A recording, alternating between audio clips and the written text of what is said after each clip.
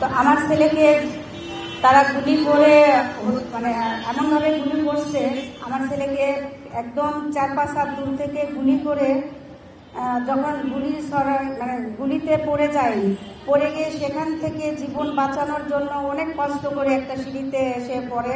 ওই 3জন পুলিশ আসে, 3জন পুলিশ এসে একদম ওই বিধ্বস্ত অবস্থায় পা দিয়ে পাড়ায়। কতটা খারাপ, কতটা নিষ্ঠুর, কতটা জঘন্য হইলে পুলিশ এরকম কাজ করতে পারে। এই পুলিশদেরকে আমরা খুবই ঘৃণার চোখে দেখি।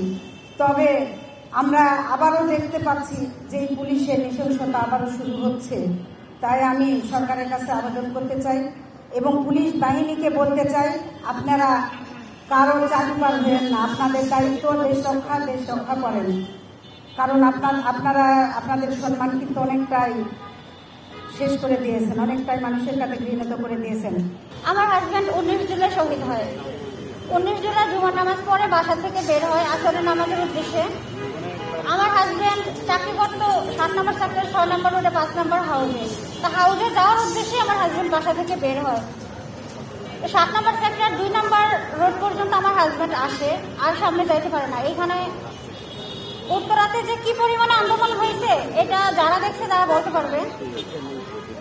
সবচেয়ে বেশি ক্ষতিগ্রস্ত হয়েছে উত্তরা আর যাত্রাবাড়িতে। তো 19 জুলাইতে যেহেতু জুমার নামাজের সময় ছিল, অনেক আন্দোলন ছিল এখানে। আমার হাজব্যান্ড 2 নম্বর রোডের গেটের মাথা পর্যন্ত আটকে যাইতে পারে না। ওর সাথে একটা সাইকেল ছিল, ও সাইকেল থেকে নাইমা সাইডে দাঁড়ায় থাকে। জাস্ট ছাত্রলীগের একটা লোক রাস্তার এই পাশ থেকে টার্গেট করে ওই পাশে গুলি মারে, একদম আমার হাজব্যান্ডের ঘাড়ের এখানে লাগে। গুলিটা কণ্ঠনালীতায় সাপ পেয়েছে। আমার হাজব্যান্ড জাস্ট একটা গুলিতে চলে যায়। আমার হাজব্যান্ড সাথে সাথে মারা যায় নাই। রাস্তা থেকে পুলিশ টার্গেট করে গুলি করেছিল আমার মেয়েকে। আমার মেয়ের সাথে সাথে নিহত হয়।